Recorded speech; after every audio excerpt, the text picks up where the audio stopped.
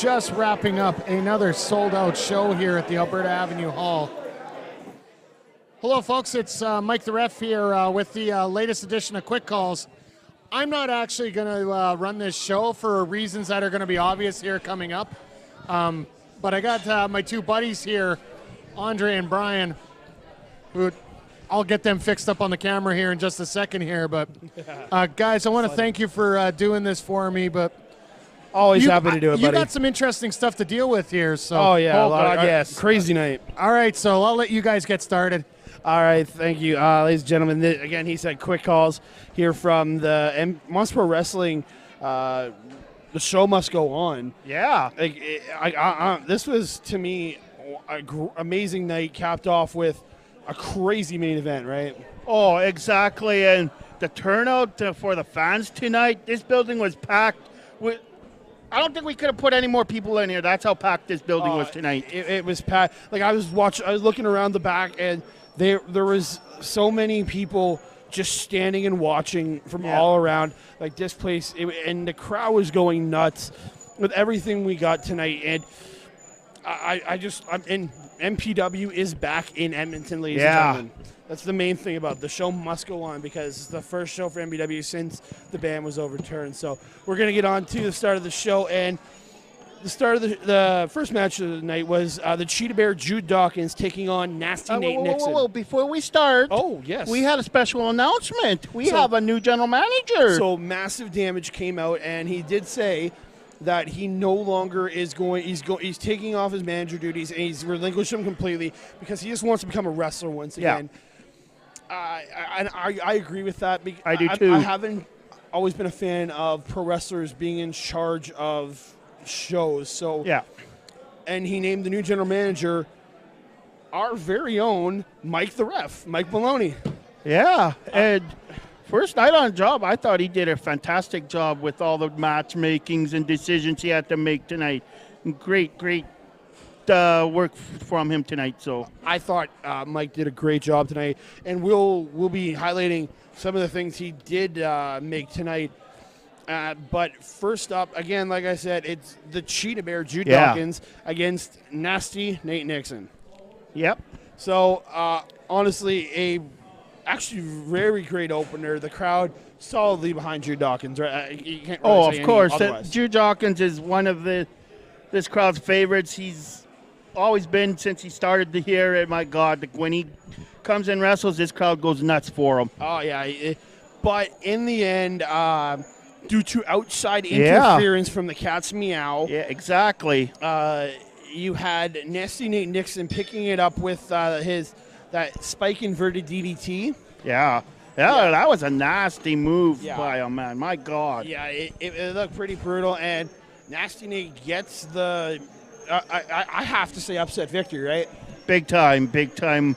Over a really great wrestler in Jude Dawkins. And Nasty Nick, he's not been wrestling very long, less than a year or so.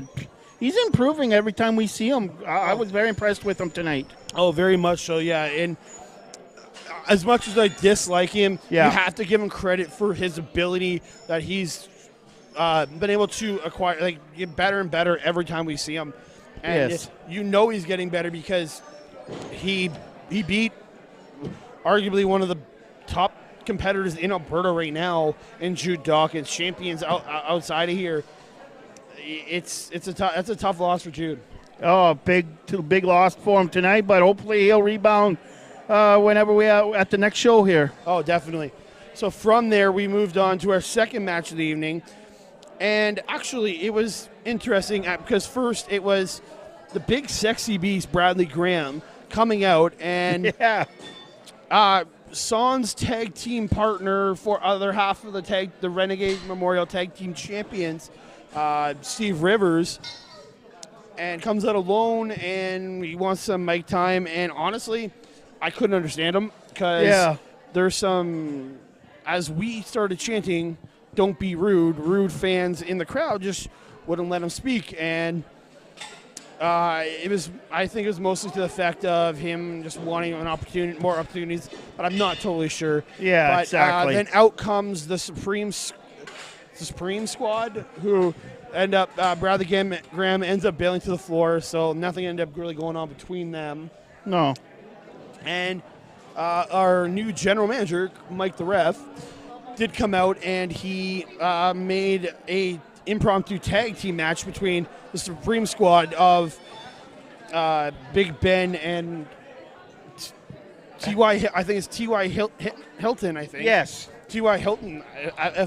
Sorry if I'm wrong on that. They were taking on the team of Massive Damage and the returning Corporal Jackhammer, the Tattoo Terminators. Yes. I thought it was great to see the returning Corporal Jackhammer. He went and served our country, and now he's back doing what he loves best, performing in front of this audience, in front of his crowd. And, my God, did he ever get a warm welcome back for his service and that. This crowd went nuts, and deservedly so. This man, exactly. He's given his body to this profession. He put his life on the line, serving our country, and yes, man, did he come back looking like a whole ton of fire, and you could just see it in him. There was no ring rust on this man. No, he was ready to go from the beginning, and it showed just a lot of dominance from this team. In the end, after Big Sexy Beast Bradley Graham did come back out, and he had a little bit of interference on Big Ben, who went to the outside, and the Tattoo Terminators hit T.Y. Hilton, if I'm wrong, I apologize, with their finishing move, and actually this match was also a number one contenders match, Mike the Ref did say, so looks like it'll be Tattoo Terminators against the Sexy American Superstars at some point down the road. We're not sure when, but no. That's going to be a very interesting match between those two tag teams. And you got to give it up for the Supreme Squad. They actually, for their first the showing here in Moss Wrestling, I thought they did great. Oh, they put on a fantastic effort, but in the end, no, they're going against two major veterans, and well, it proved tonight that they weren't up. They were up for the test, but they just didn't match up. They never had the power, their strength. They put a great fight, but in the end, the veterans picked up a huge win and number one contenders. And I think it's really a factor of just two very powerful men on top of it all. Like, you're going up against arguably the two toughest men in this company. And But what I like, though, at the end, though, is as Massive and Corporal gave their respect. Shook their hands. Everybody went out together happy. It was great sportsmanship. I really enjoyed that. I thought that was perfect. So from here, we move on to our ladies' title match of the evening.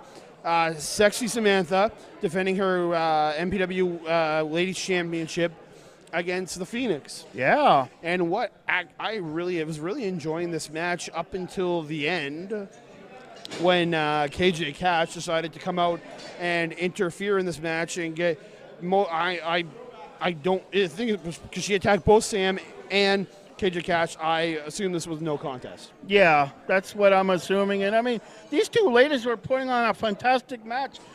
Like last month or in December, Sam said that she's going to give Phoenix a shot because of what she was impressed of her abilities in the ring. And my God, it showed tonight. Phoenix literally took it to Sam, and I thought we were going to have a new champion until KJ Cash, for no reason, had to get involved in this match and screw it up. She did cut a promo after, just saying that she's being screwed, been here for a long while. She keeps being screwed over and over. She wants a championship match, and we did learn later on in the evening that she will be getting a championship match.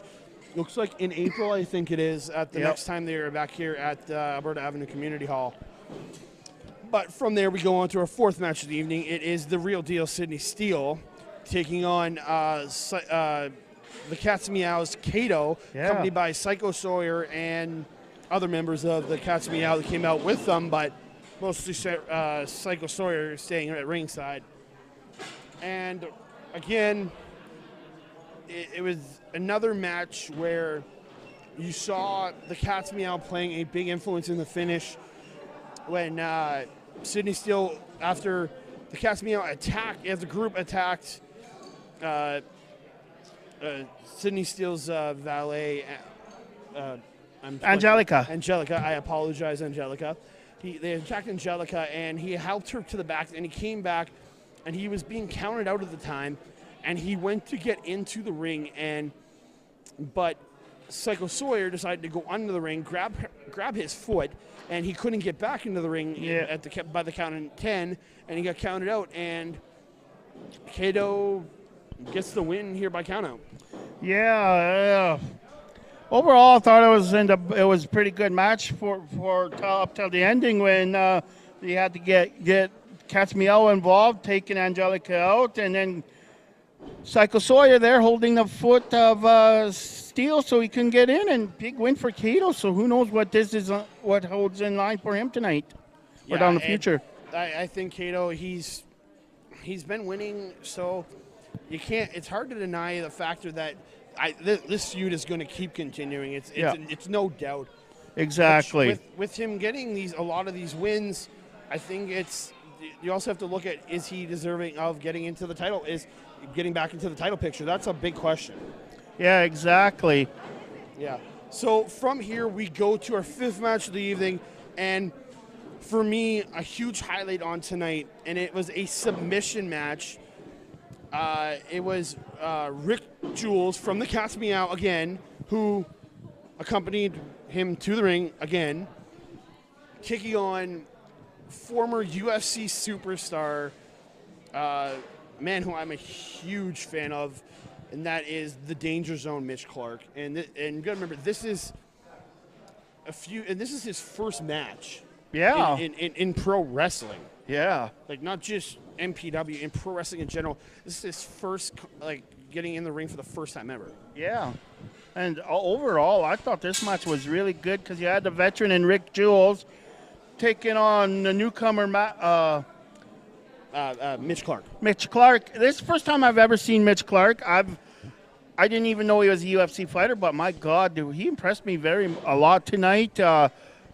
He did a lot of great submission holds, and he got his win over Rick Jules. Great victory. Yeah, he actually got the tap out with a Rings of Saturn. Yeah. Just dropping the arm between the leg and pull the other arm back, and Rick Jules tapped out. And this match was a brutal back and forth, this brawl.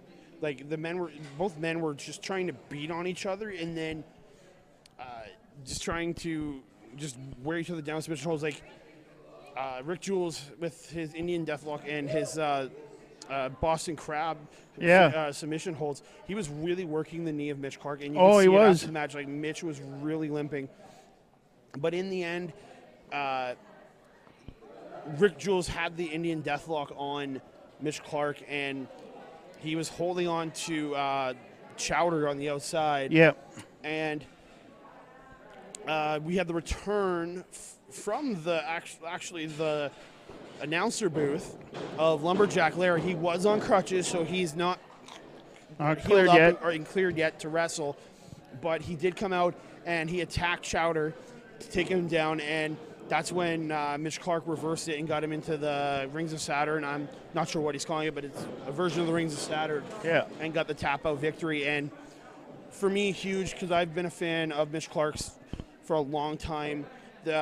Born in Saskatoon, trained here in Edmonton, fought out of Edmonton and fought in the UFC multiple times, and decided he wanted to make a big change in his career and comes into pro wrestling, and I can't think of a better promotion for Mitch Clark to join into pro wrestling in. Oh, exactly. And my God, like he said tonight, he had a great debut and a hard-fought contest against Rick Jules. In the end, though, he picked up his first major pro wrestling submission win. It's great to see. I hope there's a lot more in store for this young man. It's going to be very interesting to see because he's got this mixed martial arts background, and with wrestling, it's going to be very interesting to see what he can do. Yeah, and you got Mitch Clark, now 1-0 in pro wrestling. Yeah. So I can't wait. From there, went to intermission. When we came back, it was the MPW Provincial Championship match, which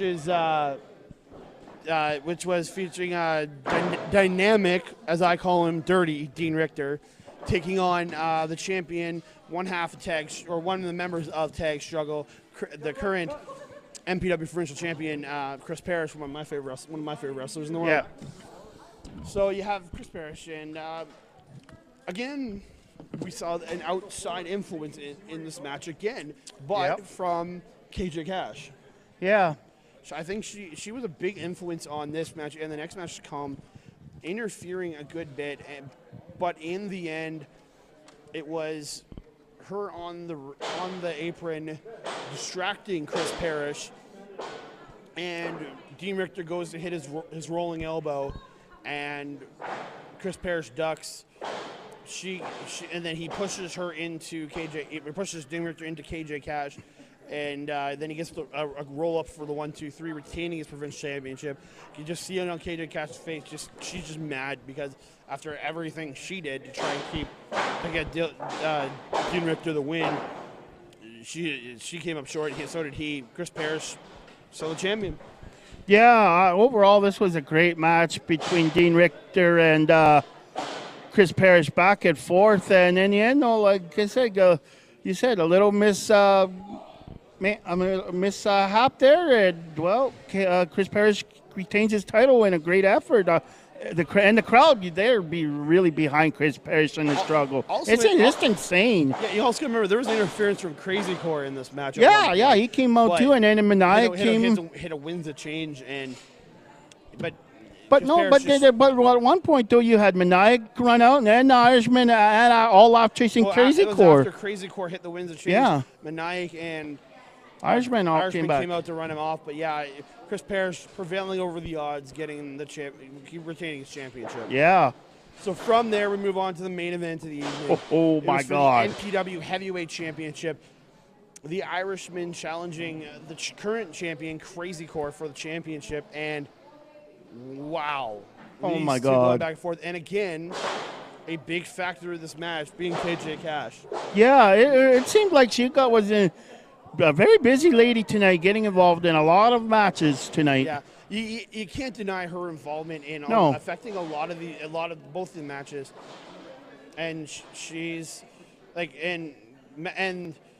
but the main thing for this match, I think, was our referee for the evening. Yeah, as Mike the Ref came out as the match was about to get started, our new commissioner Mike the Ref came out and announced that the referee who had worked every match except the ladies' match, who Mystic had refereed that. Yeah, we forgot to mention that. And he said, yeah, you can take the rest of the night off. And the new referee for the evening was the other half of Tag Struggle, Maniac.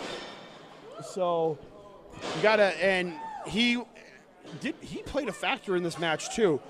And, you know, we've seen the wars that Crazy Core and Irishman have gone to, and it was just more of the war. And in the end, you had Crazy Core had brought a chair into the ring, and he had gotten the chair, and Maniac took it from Crazy Core, and he had enough of just all the crappy pulling, and he went to swing and hit Crazy Core. Crazy Core ducked, and Irishman took it straight, like right here, like dead center of the forehead. My God, that chair, when it contacted, you could hear that echoing through this building. The entire crowd, you just heard the out of everybody. Like everybody knew how hard there was a puddle of blood in that middle of that ring because of that shot. What happened was Crazy Core smiling, happy. He gets down, covers him. Maniac won, and he's screaming for Crazy Core to do something, or for Irishman to do something. Wake up, Irish! And he's still screaming, wake up, wake up. And then 3, and Crazy Core retains his championship due to referee interference in the end. Yeah, this match was a little crazy and more than crazy. I really think Maniac wanted to hit Crazy Core, and for sure. He ducked. Irish took the blow big time, and I think we got a feud with Maniac and Core coming up now, and Irishman getting involved. Yeah, we're about to get to that because this be interesting. Irishman bleeding like profusely after that chair shot, big time, was helped out of the ring, and then you have Maniac still in the ring, and Crazy Core wanting him to raise his hand, and you could just see the look on Maniac not wanting to raise Crazy Core's hand, and I don't blame him. Exactly. And then, so Crazy Core turns his back to him, and he doesn't want any of this, and he grabs him, hits him with the rotation DDT into the knee, then hits him with the backstabber, and then he picks up the championship and poses over top of Crazy Core. I think this is our next. I think this could be the next championship match here coming up. Oh, I hope so. If it is, it's going to be very interesting to see because Crazy Core, he's a big man, and Maniac, he's no slouch either. These two guys they're going to destroy each other if they go at it. And you got to remember, Maniac is a former MPW heavyweight champion. That's right. Or champion in his own right? Yeah, Maniac's pretty much held every title there is in MPW. Yeah, so you got to look at this going. You got a former champion coming in to take on the champion, and you also got to remember, I don't think the Crazy Core's War with the Irishman is done. No, up by a long shot. I think this is what's going to be coming next, and I look forward to that. Oh yeah, for sure. So, Brian, overall thoughts on the night?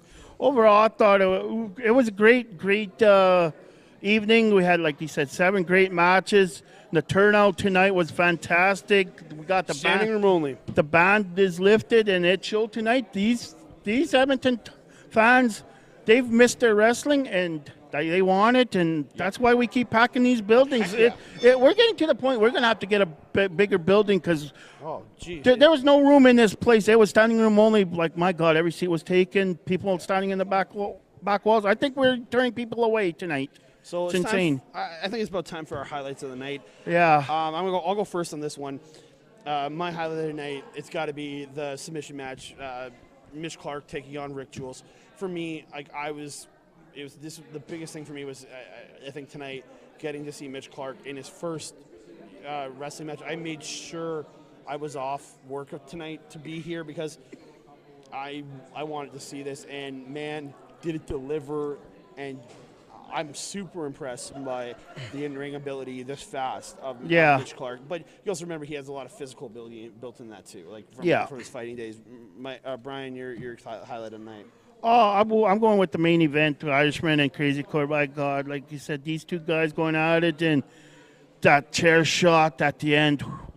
It was, you could, like you said, it was so loud it sounded like a shotgun going off. Oh yeah. My God, and like you said, Irishman was left a bloody mess. And this feud's not over by a long shot, and then you get Maniac involved now. Who knows what's going to happen with all these three if they ever get all together and tangle. We'll see what happens. So thank you, everybody, for tuning in to Quick Calls and tuning in on YouTube, as you can see us right now, and on the podcast. Will come out a little bit later. Our next edition of Quick Calls will be coming from the CWC No Love Show in Red Deer, Alberta, from Festival Hall.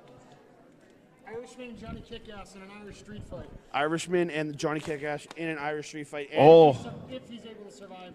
And don't forget, we'll be finding out more about Chris Parrish's lawsuit. Yeah, what's all this about? It's not pretty, as you can hear Mike Ref in the background, and you're going to be finding out about the lawsuit. He's going to be filing against CWC. So thank you, ladies and gentlemen, for tuning in. This has been Quick Calls. I am Andre C. And I am the Wrestling Mind, Brian Hamilton. Have a great night. Thank you very much.